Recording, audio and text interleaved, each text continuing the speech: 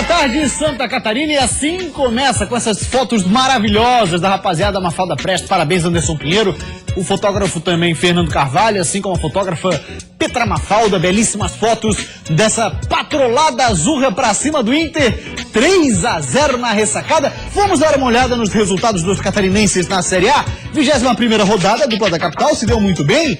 O Figueira calou o Maraca, 1-0. O Avaí, 3-0, patrolada havaiana. E aí os outros dois catarinenses, por pouco, principalmente o Joinville, não conseguiu um bom resultado. Perdeu o Palmeiras 3-2. E a Chapecoense, em casa, foi derrotada pelo Corinthians 3-1. E a gente começa mostrando e contando a história do jogo entre Avaí e Internacional. Domingo, sol bacana, 11 da manhã, ressacada para um bom público e para um jogo espetacular. Torcedor do Avaí. O forte calor na Ilha da Magia combinava com o clima antes da partida. Bom público para um jogo que prometia ser nervoso, pegado. E no melhor estilo abafa dos últimos jogos, o Inter começou na pressão. Primeiros minutos, D'Alessandro cobrou escanteio e Léo Gamalho deixou passar. Por pouco, o Sacha não completa. Aí foi a vez de a zaga colorada falhar. Hernando não alcançou e Camacho assustou o goleiro Alisson. E logo apareceu a primeira polêmica do jogo. Vitinho encontrou o Sacha na área e o Lucas Lovatti chegou por trás para dar um tranco no camisa 9. Muita reclamação, mas o jogo seguiu. Sacha não se deixou abater.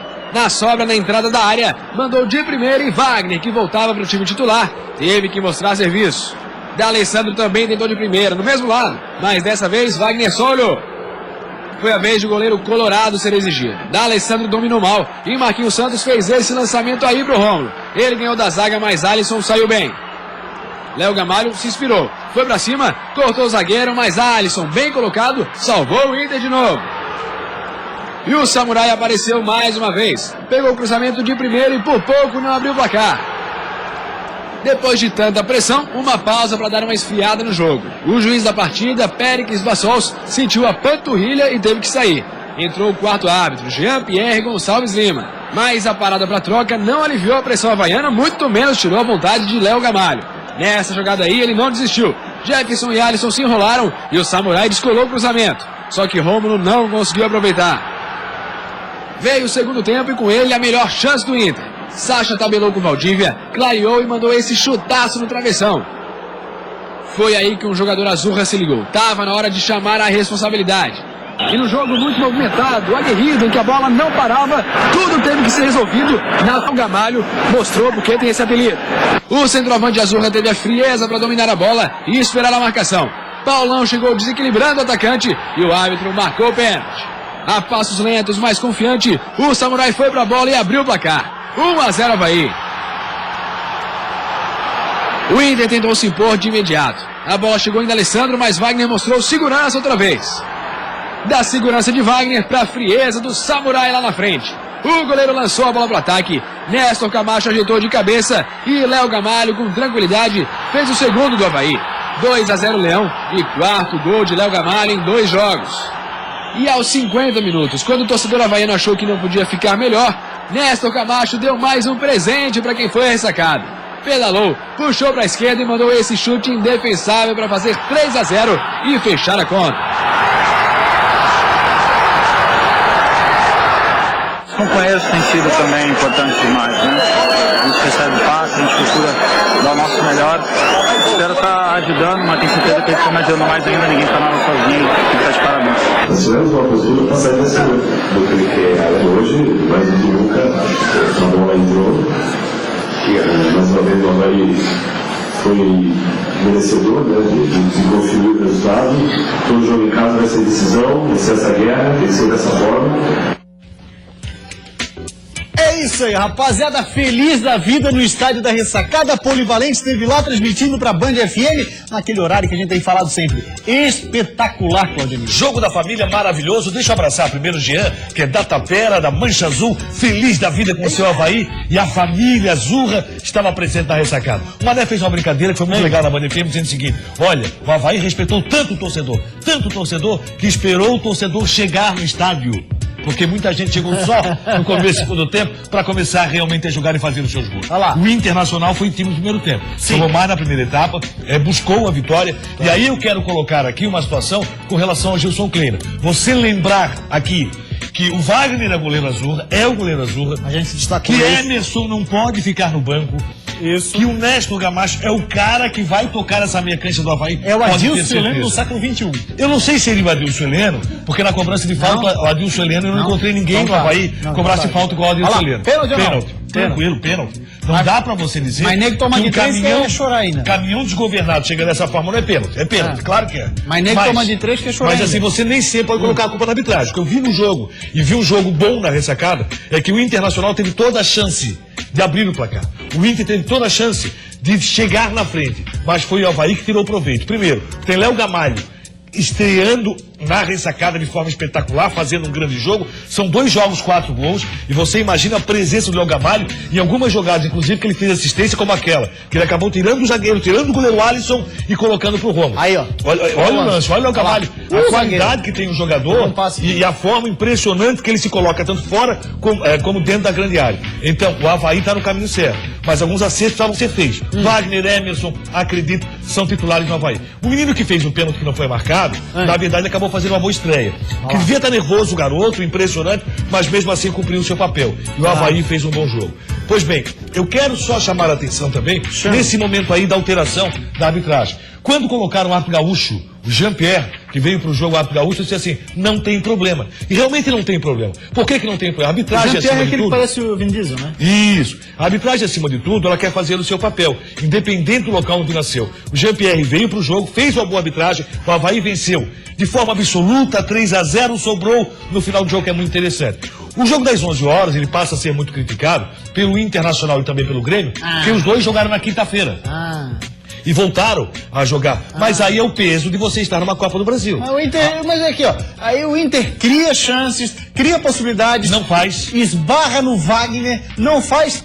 E o problema é o horário. Não é nem horário nem arbitragem. Eu acho que os erros existem tanto para os times menores como para os times maiores. Exatamente. Em maior proporção, Foi pênalti logicamente, do para Avaí? os menores. Foi muito pênalti. O Léo Gamacho foi pego pelo braço. Tá se reclamando dessa penalidade, para mim foi muito Aí pênalti. o Gamalhovic, ó. Não como dizer que não. E esse jogo pode ser o divisor de águas para o Avaí. Eu falei na semana passada que o Avaí precisa de regularidade e que passe a ter essa regularidade tanto dentro como fora de casa. Tem um jogo dificílimo fora de casa e o Néstor Camacho, meu amigo, está jogando muito. Deu assistência e aí fica uma dúvida. Mérito também pro Wagner, hein? Não tenha dúvida, eu falei sobre isso lá no começo do meu comentário. Eu Desculpa, acho que o viu? Wagner e o Emerson Eu queria têm só vaga nesse enfatizar. time. E queria chamar a atenção de Suplena para isso. E agora eu vou dizer Wagner uma do coisa que o orçamento. torcedor havaiano talvez não vai gostar. Hein? O quê? Marquinhos Santos e Néstor Camacho, golaço. vai ficar complicado pelo seguinte. Que pomba, hein? Se o Néstor voltar para marcar, fica mais difícil. E o Marquinhos Santos, com problema no joelho, que é visível que ele tá fora de ritmo de jogo, fica complicado, porque ele ficar um pouco mais à frente não vai marcar. O Néstor Camacho tem que jogar da Definido, intermediária Claudionir. um pouco mais para frente. Vamos lá. Vamos lá, definido é o São Paulo e Figueirense, quartas de final da Copa do Brasil. Já mais detalhes, torcedor do Figueira. A gente tá vendo imagens aí do jogo do Avaí, que fez uma vitória fantástica sobre o Inter, mas nesse exato momento está definido. O adversário do Figueirense nas quartas de final é o São Paulo. Lembrando que o sorteio de mando acontece daqui a pouquinho. Daqui a pouquinho à tarde. É, exatamente. No início da tarde acontece o sorteio de mando, quem vai mandar o primeiro jogo. Então o próximo adversário do Figueira na Copa do Brasil é o São Paulo. 2 da tarde confirmado São Paulo, adversário do Figueirense. Como não se escolhe adversário nessa fase da Copa do Brasil, tomara que aconteça. Alexandre Pato, Vou até te dizer amanhã pra ti que eu gostei. pode ir para a Inglaterra, viu? Até amanhã. Até amanhã. Até amanhã. Tá, mas fecha hoje a janela Fecha europeia? hoje na Inglaterra, é feriado. Então, na Inglaterra, para a Inglaterra, fecha amanhã. Interessante. Interessante. Agora, tá. Vamos seguir falando do Avaí rapidinho. Sim. O Avaí foi o time que mais subiu posições nessa rodada. Subiu três posições. 3 posições. Você destacava isso. Que pode ser um recomeço para o Avaí dentro da competição. E não um recomeço, obviamente, para chegar a brigar por uma Libertadores, mas um recomeço no sentido de ficar mais aliviado da fuga do rebaixamento. Não tem time catarinense que possa falar em Libertadores. E isso nós temos que deixar bem claro. Todos eles brigam para fugir do rebaixamento. Até a Chapecoense, que faz o campeonato muito tranquilo, primeiro tem que confirmar a saída do rebaixamento. Depois você vê o que pode acontecer. Nós ainda não temos um time para falar em Libertadores. Nem Avaí, nem Figueirense, nem Chapecoense, muito menos Joinville. Muito bem, imagens do jogo. O Inter reclamou demais da penalidade não marcada, mas o que importa, Claudionir. Dizia agora há pouco, o Denilson, né, no jogo aberto nacional, edição nacional, ele dizia o seguinte: tudo bem, se reclamar da penalidade, ela aconteceu, não dá pra tapar o sol com a peneira, evidente que aconteceu, como a da Avaí também aconteceu. Agora, tomou de 3. é um placar que tem uma diferença muito grande para uma reclamação de arbitragem. Não, e o Internacional, até no momento que tomou o gol, não conseguiu ir mais pro jogo, ficou fora da partida e o Avaí foi quem fez o seu papel. Tomou 3-0, não dá para reclamar, teve pênalti, teve. Assim como eu digo o seguinte, o Figueirense não poderia reclamar tanto de um pênalti que não foi marcado. Por que o Figueirense não poderia reclamar tanto? Porque o Figueirense teve a chance de fazer. O primeiro tempo foi do Figueirense. Certo? Sim. Então o Figueirense teve a chance de fazer. Então eu vou falar sobre isso lá na frente. Eu acho que você não pode marcar o jogo só por um lance. Então tá aí essa belíssima vitória do Avaí, Néstor Camacho jogando muita bola, Léo Gamalho, Bam, cara que se posiciona muito bem. Joga muito o Léo Gamalho, tá muito bem. nosso samurai, então foi eleito Bambam da partida pela equipe da Band FM. Pois bem, agora vamos ver o gol então da vitória do Figueira, Marcão da Copa do Brasil. Tá também especializando para entrar e marcar gol. Vai, Marcão, mostra como é que cala o maraca. Quando o Alex Muralha saiu jogando com Marquinhos Pedroso aos 48 do segundo tempo, muito torcedor do Figueira deve ter ficado maluco, queria o chutão pro alto para acabar o jogo. Mas quando na sequência da jogada o Marcão fez isso aí, não teve um alvinegro que não estivesse comemorando enlouquecidamente. Mais um gol de Marcão nos acréscimos e mais uma vitória de René Simões no comando do Figueirense. Muito bem, tá então o Marcão fazendo o gol que calou o Maracanã. Perto de 20 mil torcedores estiveram lá. O sofrimento do torcedor do Vasco é uma coisa impressionante. E aumentado esse sofrimento pelo tal do Alex Muralha, que pegou tudo e um pouco mais. Ó, acerca do sorteio da Copa do Brasil, já a gente vai ter 100% de certeza que ele pegou o Figueirense. Parece que não é o São Paulo. Parece. A gente vai tentar trazer informação melhor pra você que tá acompanhando a gente. Claudinei, Figueirense reclamou de penalidades não marcadas. Uma penalidade não marcada aconteceu, o zagueiro do Vasco visivelmente foi só no corpo do Dudu, e o lance é esse aí, ó. Ó, você vê que também foi atropelado o Dudu. Eles não ocuparam o mesmo espaço. Não é verdade isso que a arbitragem tentou colocar. Ó, o Dudu tá na frente e é atropelado pelo adversário. Atropelamento é pênalti. Fora da área ele marcaria falta tranquilamente. Então ele não deu pênalti, aconteceu, mas o Figueirense teve muita chance de fazer gol, hein? Foi pênalti demais isso aí. Foi muito pênalti. Tá na minha frente ali. Foi muito pênalti, foi claro esse pênalti. Então, pra mim, esse foi pênalti do jogo. O cara atropelou, né? E o Figueirense não podia reclamar tanto, até porque o Figueirense teve várias chances. Cleito teve chance, Cleito fez uma jogada belíssima de lençol, de balãozinho, completou de cabeça com o goleiro do Vasco saindo. E o Figueirense soube ir pra esse jogo. Soube porque sofreu demais também o torcedor do Figueirense que acompanhava. Um detalhe, o René Simões tá querendo implantar no Figueirense, o Figueirense saindo com a bola redonda, como saiu até no momento do gol. Lembra um que a passe gente espetacular do Cleitinho. Lembra que a gente chegou a discutir isso aqui, que o Figueirense com Argel muito bom defensivamente. E do meio pra frente o René já identificou essa necessidade. Só que aí o Figueirense tem que treinar muito mais pra isso. Figueirense, as principais chances do Vasco, se você for observar, foram criadas pelo time do Figueirense. Na saída de jogo do Paulo Roberto, falhou em duas oportunidades. Tanto que foi substituído. Na tentativa do Leandro Silva, esse aí é o lance que eu me refiro, ó. Né, que o Figueirense teve grande chance, Seria um o golaço. Figueirense teve oportunidade, o Vasco também teve. Muralha fez um partidaço, meu amigo. Bam, da equipe Band FM. Eu não sei onde é que o Muralha vai colocar, eu acho que até cabe uma matéria, viu? Mas onde aí é que ele não tá foi pro colocando todo o Marcão. troféu? Mas o troféu foi pro Marcão no fim das contas. Ah, foi pro Marcão? Foi pro Marcão. Daí ali criaram uma situação em que o Marcão fez o gol e tal. Aí depois Eu perdi esse momento. aí o Muralha disse o seguinte. Momento Não, assim, ó. Aí o Muralha tava passando, ô Muralha, o troféu era teu, mas a rapaziada ele resolveu dar pro Marcão. Não, já tenho muito e dá pra ele então, porque realmente o cara que fez o gol e definiu a E o vitória. Marcão da Copa do Brasil passou a ser o Marcão dos acréscimos, né? Nunca vi fazer tanto gol em acréscimo. Olha que felicidade alvinegra, essa é a grande verdade. Num jogo que o Figueirense poderia ter vencido até com certa facilidade. O segundo tempo ficou muito difícil, muito intranquilo, mas a não marcação desse pênalti não seria o fato preponderante para o jogo. É o fato preponderante que o Figueirense fez uma boa partida consciente, mas tem que melhorar na saída de jogo. Olha aí, ó, esse lance do Paulo Roberto foi um lance que o Vasco perdeu uma grande oportunidade. E aí tinha lá um tal de Alex Muralha. Aí tinha repórteres das rádios do Rio de Janeiro, os caras, em determinado momento, aí olharam pra mim e, que é isso, esse goleiro? Eu assim, olha quem é que tá no banco. É o Felipe. É o Felipe que tá no banco. Por isso que o Muralha não tá num dia, vamos dizer... Atípico. Exatamente. Não é um dia atípico, é um dia esse é o Muralha. do Muralha mais uma vez muito bem. Vamos ver na sequência agora. Figueirense joga em casa com o Grêmio, que vem desfalcado. O Figueirense tem que ter aproveito disso. E o futebol da capital, pelo menos nessa rodada, de muita felicidade. Então tá, agora sim, 100% confirmada a informação. Peço desculpas pro torcedor do Figueirense pela confusão.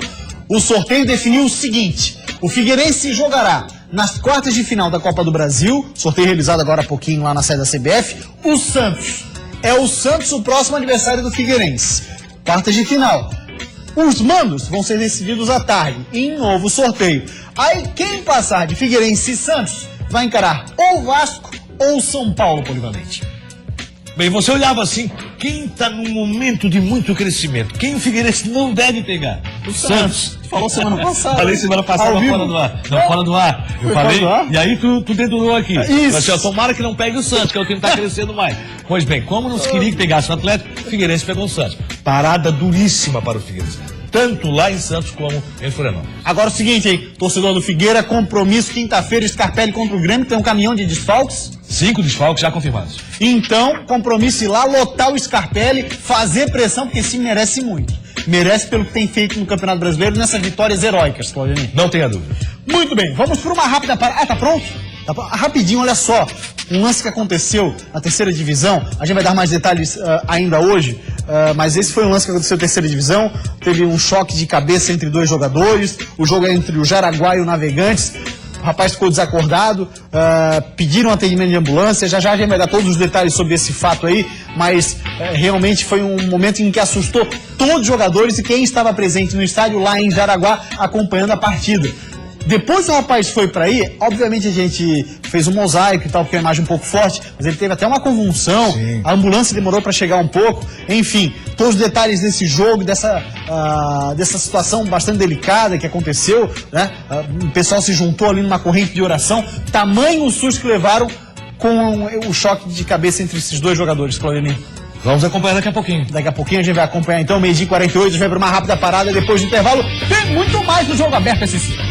O clima de final tomou conta do estádio Augusto Bauer, que estava completamente lotado. Essa torcida aqui maravilhosa também, que compareceu hoje para prestigiar nós os 90 minutos. Em 2 passos, conseguimos diminuir o resultado, né? Infelizmente, conseguimos empatar. Segundo tempo, o jogo até que estava um pouco controlado. A única oportunidade que eles tiveram lá, eles fizeram e mataram o jogo. E não tivemos competência, mas tecnicamente o jogo foi muito abaixo.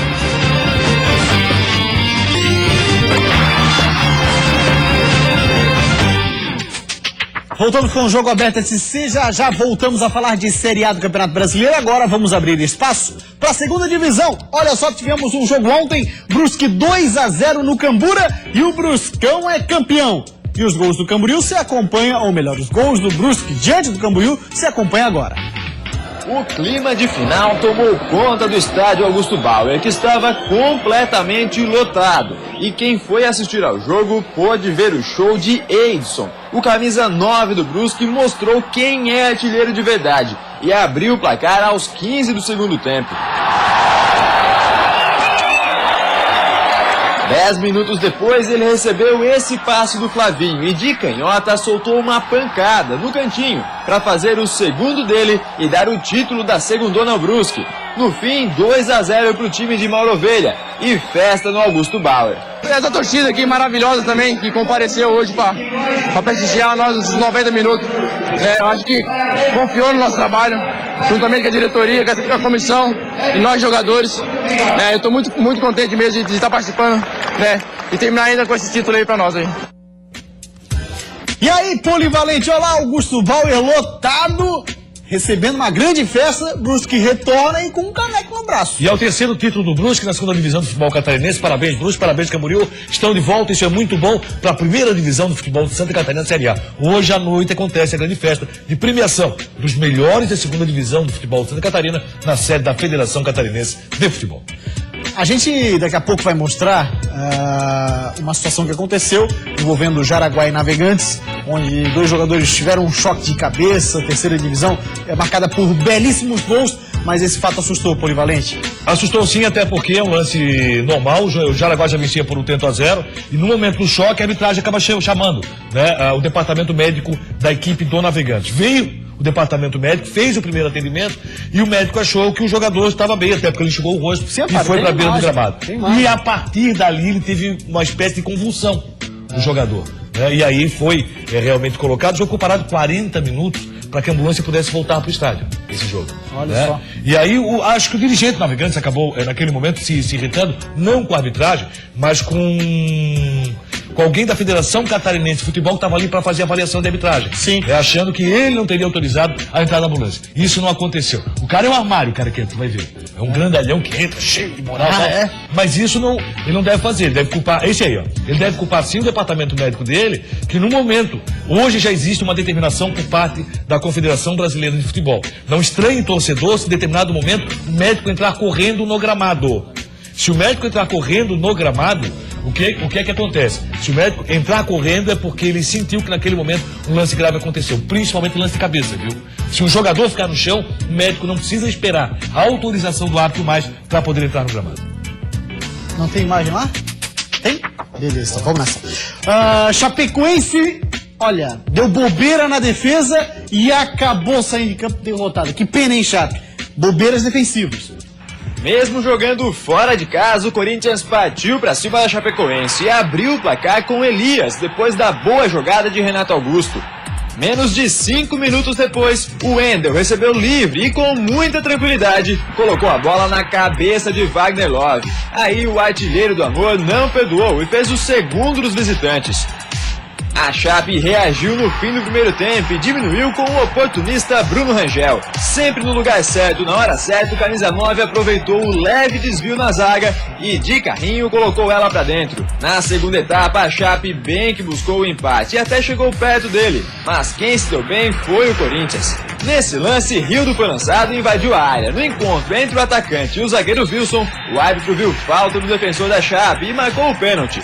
Jadson foi para a cobrança e com categoria fechou o placar. Chapecoense 1, Corinthians 3. Difícil sair perdendo, né? Ainda mais contra uma equipe que tem um toque de bola muito bom. E o Corinthians dominou o nosso time no primeiro tempo, né? Tocou bem a bola, nosso time deu espaço. Conseguimos diminuir o resultado, né? Infelizmente, não conseguimos empatar. Claudionir Miranda, Bruno Rangel balançou a rede mais uma vez, não foi o suficiente. O fator decisivo foi a defesa?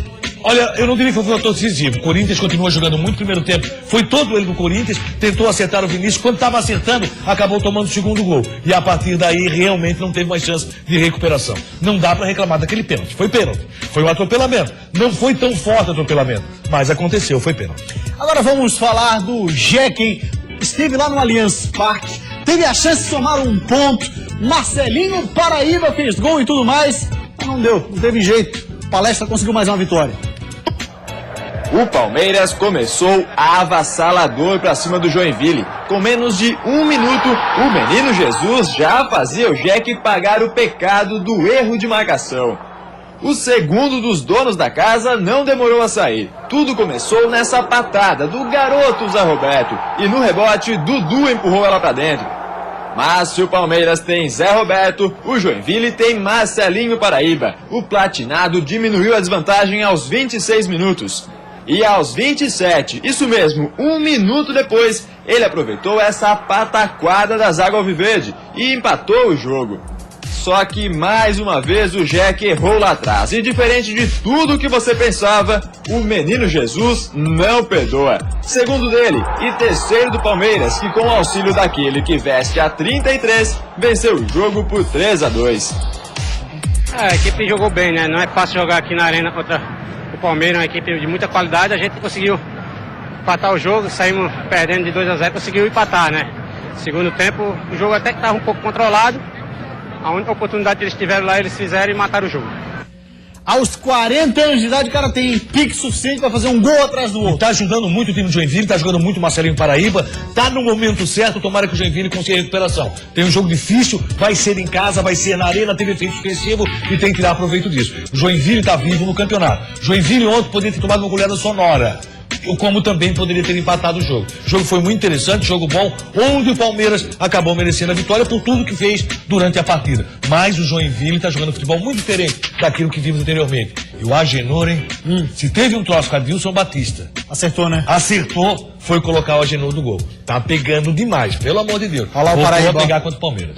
Marcelinho Paraíba presente sempre, presente na área, presente nas jogadas, e um cara que sabe cobrar falta. Então é um cara que não pode ficar fora desse time do Joinville. Próximo jogo, São Paulo, confirmado na arena com efeito defensivo. Então pega o São Paulo na arena em Joinville. Bem lembrado, foi. E a situação do Marcelinho Paraíba é interessante, porque deixa muito menino no bolso, pela disposição e a vontade que ele tem de jogar uma E Série tem A. participado de todos os jogos. Isso é interessante. Então vamos ver agora se ele consegue manter esse ritmo. Se conseguir, vai ser excepcional. A gente vai para uma rápida parada, depois do intervalo a gente vai mostrar um lance que aconteceu na terceira divisão. Se eu puder mostrar as imagens que aconteceu na terceira divisão, o lance é esse aí, dividida de cabeça, o jogo aconteceu entre Jaraguá e Navegantes, o pessoal ficou assustado demais, a arbitragem imediatamente chamou o departamento médico, que é quem vai avaliar, né, Cláudio? Sim, lógico. É o papel do médico, né? Exatamente. Chamou e aí a situação ficou realmente bastante angustiante, não só para os jogadores, mas para quem também estava lá. Aí tem uma imagem, dá para identificar mais ou menos ali que o rapaz teve uma comoção, o pessoal estava bastante exaltado. Exaltado, tudo bem. Agora o negócio é o seguinte, tem que compreender que existem algumas limitações, né? Se tem alguém que é culpado na situação envolvendo que a ambulância não entrou no gramado, é o próprio médico Navegante. A gente vai para uma rápida parada, depois do intervalo tem muito mais. A gente vai dar os detalhes que aconteceu entre Navegantes e Jaraguá nessa situação bastante delicada. A gente já volta, olha lá. O Inter chegou perto de abrir o placar nos acréscimos. Thiago Silvi sofreu pênalti. E na hora da cobrança, Juninho estava lá para defender. Conseguimos construir uma bola na trave, mais algumas situações reais de gols, e não tivemos competência. Isso é jogo aberto SC.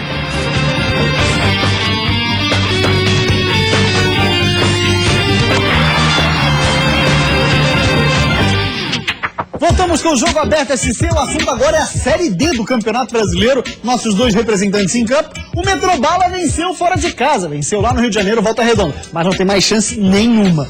O Inter de Lages, hein? Nossa, que vacilo, 0-0 com o Red Bull, o Claudio já vai comentar, vai dizer se tem ou não chance do Inter chegar lá nessa partida que teve até pênalti perdido. Com mais de 1.500 torcedores no estádio, o Inter dominou o primeiro tempo. Tinha mais posse de bola e arriscava nos ataques. Mas esbarrou numa muralha chamada Juninho. O Inter chegou perto de abrir o placar nos acréscimos. Thiago Silvi sofreu pênalti. E na hora da cobrança, Juninho estava lá para defender. Ainda nós conseguimos construir uma penalidade perdida, conseguimos construir uma bola na trave, mais algumas situações reais de gols, e não tivemos competência. Mas tecnicamente o jogo foi muito abaixo. Na segunda etapa, o Inter continuava pressionando, mas a bola não queria entrar no gol. Foram várias as chances do Colorado, mas todas desperdiçadas. Fim de jogo, Inter de Lages 0, Red Bull também 0. Com o resultado, as duas equipes se complicaram na competição. Dudas, complicaram sim. Vamos dar uma olhadinha na tabela de classificação, como é que está. Olha só, a gente vai começar mostrando o grupo 7, que é o grupo do Inter de Lages. Ipiranga, Operário, Red Bull Brasil, depois vem o Inter de Lages e Resende. Hoje estariam classificados Ipiranga e Operário Polivalente. O Inter pode classificar, pode chegar a 13 pontos. O Inter tem 2 jogos, enquanto o Red Bull e o Ipiranga tem apenas um jogo na sequência. Então, com isso, o Inter tem toda a chance de classificação. Vai ter que tirar onde? Um saldo de gols. Então, não basta vencer, tem que vencer com saldo. Esse pode ser o problema do Inter. Se vencer os 2 jogos, dificilmente fica fora. Quem tem mais chance de classificação, logicamente, Ipiranga, depende do empate. Mas o Inter vencendo os 2 jogos, deve passar Inter e Operário. Mas tem que vencer os 2, tirando o saldo. Se não tirar saldo, o Ipiranga classifica. Vamos agora falar de terceira divisão. Terceira divisão do Campeonato Catarinense. Teve aquele fato que a gente mostrou ainda há pouco. Deixou todo mundo bastante assustado lá em Jaraguá, nesse resultado de 3-0 do Jaraguá para cima do Navegantes. Caçadorense 2-0 no Fluminense. Curitibanos perdeu para o Santa Catarina no 2-1 e o Maga perdeu 2-0, mas a rede estava em dia, estava tudo bacana, não teve rede furada, a rede estava boazinha, quer ver? Maga e Barra se enfrentaram em Jaraguá do Sul e quem levou a melhor foi o Barra. Depois do cruzamento da esquerda, já subiu livre no meio da área e abriu o placar. Em jogada parecida, o Barra fez o segundo, de novo com ele. Maga 0, Barra 2. Na mesma cidade, no mesmo campo, o Jaraguá venceu o Navegantes também por 2-0. O primeiro gol foi do Nando, nesse chute de fora da área que morreu no cantinho. E o segundo foi uma pintura do Maranhão, que começou com um chapéu e terminou em uma bela conclusão. 2-0 para o Jaraguá.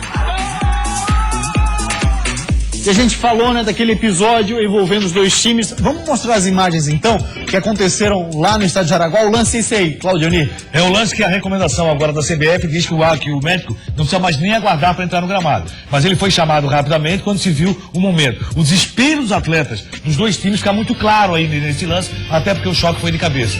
Entrou o médico, mandou o garoto ir para a beira do gramado. Foi tirado pela maca. O médico continuou observando, demorou demais para ser chamado a maca. Então você vê que ali, ó, o garoto está inclusive enxugando o rosto. Depois ele teve uma convulsão e aí o exaltado dirigente navegante que perdeu um pouquinho a cabeça. Mas graças a Deus o garoto está bem, né? Foi internado, ficou em observação até hoje pela manhã, mas já saiu. Richard, zagueiro, foi quem teve uma situação mais delicada na disputa com o atacante Maranhão. Jogo aberto.